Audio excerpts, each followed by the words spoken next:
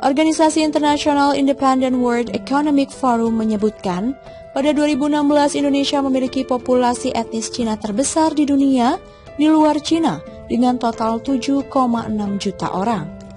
Seorang peneliti di Pusat Studi Indonesia Cina di Universitas Islam Negeri Sunan Ampel di Surabaya, Fatoni Hakim, memperkirakan 1,9 juta etnis Cina di Indonesia adalah Muslim. Menurutnya tidak ada statistik resmi mengenai ini, namun banyak Muslim Cina yang menyembunyikan identitas mereka dari keluarga atau komunitas mereka. Mereka takut dengan apa yang bisa terjadi jika keluarga mereka tahu, kata Fatoni dilansir di South China Morning Post, Rabu 5 Februari. Sebab dalam banyak kasus, kata Hakim, tidak sedikit orang Cina yang menjadi Muslim diusir dari keluarga atau komunitas setelah masuk Islam. Beberapa orang Cina memiliki persepsi keliru tentang Muslim di Indonesia.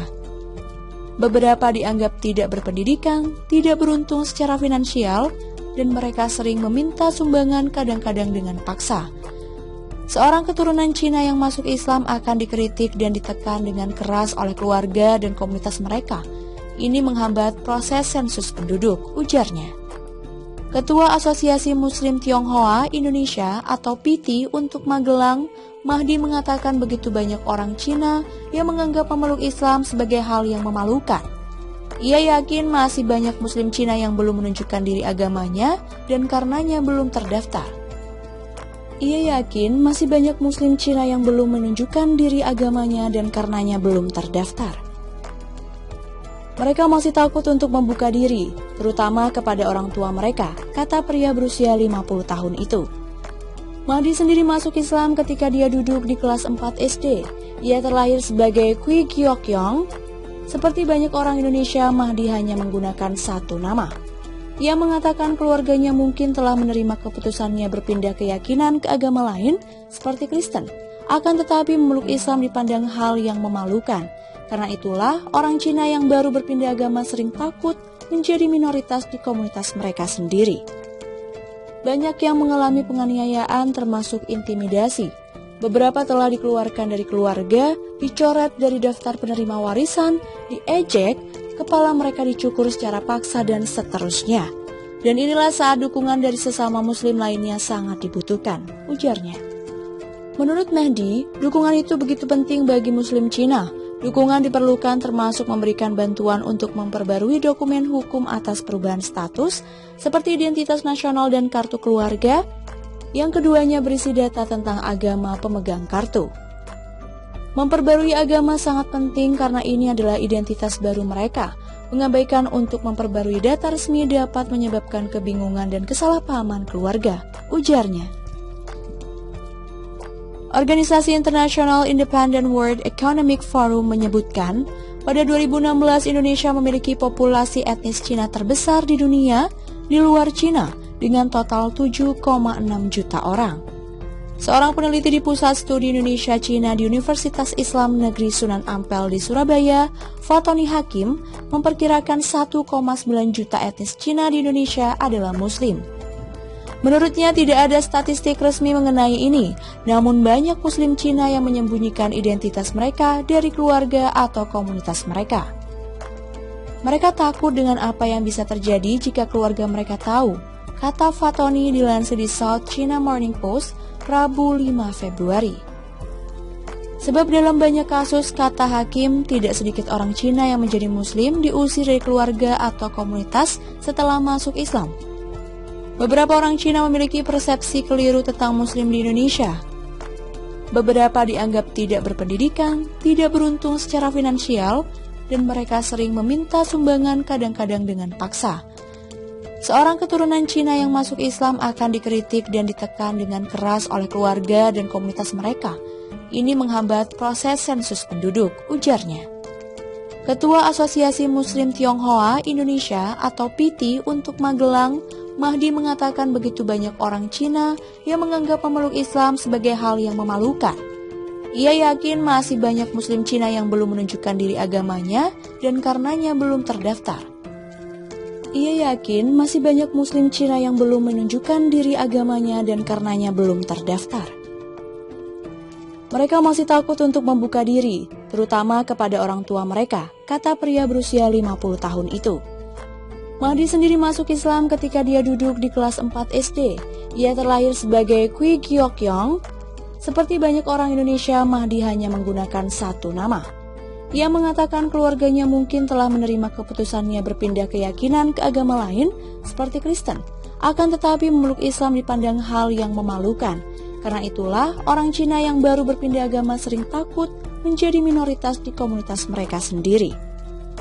Banyak yang mengalami penganiayaan termasuk intimidasi. Beberapa telah dikeluarkan dari keluarga, dicoret dari daftar penerima warisan, diejek, kepala mereka dicukur secara paksa, dan seterusnya.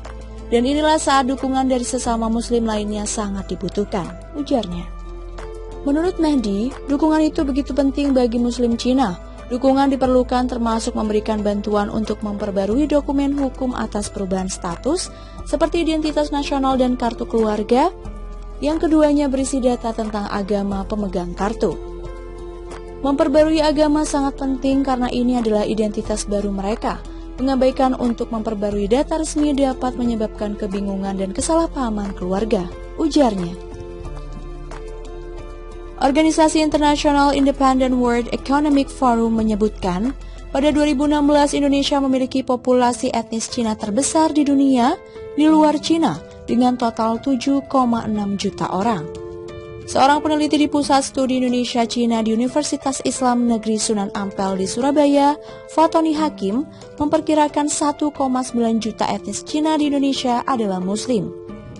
Menurutnya tidak ada statistik resmi mengenai ini, namun banyak Muslim Cina yang menyembunyikan identitas mereka dari keluarga atau komunitas mereka. Mereka takut dengan apa yang bisa terjadi jika keluarga mereka tahu, kata Fatoni dilansir di South China Morning Post, Rabu 5 Februari. Sebab dalam banyak kasus, kata Hakim, tidak sedikit orang Cina yang menjadi Muslim diusir dari keluarga atau komunitas setelah masuk Islam. Beberapa orang Cina memiliki persepsi keliru tentang Muslim di Indonesia. Beberapa dianggap tidak berpendidikan, tidak beruntung secara finansial, dan mereka sering meminta sumbangan kadang-kadang dengan paksa. Seorang keturunan Cina yang masuk Islam akan dikritik dan ditekan dengan keras oleh keluarga dan komunitas mereka. Ini menghambat proses sensus penduduk, ujarnya. Ketua Asosiasi Muslim Tionghoa Indonesia atau PITI untuk Magelang, Mahdi mengatakan begitu banyak orang Cina yang menganggap memeluk Islam sebagai hal yang memalukan. Ia yakin masih banyak Muslim Cina yang belum menunjukkan diri agamanya dan karenanya belum terdaftar. Ia yakin masih banyak Muslim Cina yang belum menunjukkan diri agamanya dan karenanya belum terdaftar. Mereka masih takut untuk membuka diri, terutama kepada orang tua mereka, kata pria berusia 50 tahun itu. Mahdi sendiri masuk Islam ketika dia duduk di kelas 4 SD. Ia terlahir sebagai Kui Gyeokyong. Seperti banyak orang Indonesia, Mahdi hanya menggunakan satu nama. Ia mengatakan keluarganya mungkin telah menerima keputusannya berpindah keyakinan ke agama lain, seperti Kristen. Akan tetapi memeluk Islam dipandang hal yang memalukan. Karena itulah, orang Cina yang baru berpindah agama sering takut menjadi minoritas di komunitas mereka sendiri. Banyak yang mengalami penganiayaan termasuk intimidasi. Beberapa telah dikeluarkan dari keluarga, dicoret dari daftar penerima warisan, diejek, kepala mereka dicukur secara paksa, dan seterusnya. Dan inilah saat dukungan dari sesama muslim lainnya sangat dibutuhkan, ujarnya. Menurut Mahdi, dukungan itu begitu penting bagi muslim Cina. Dukungan diperlukan termasuk memberikan bantuan untuk memperbarui dokumen hukum atas perubahan status, seperti identitas nasional dan kartu keluarga. Yang keduanya berisi data tentang agama pemegang kartu. Memperbarui agama sangat penting karena ini adalah identitas baru mereka.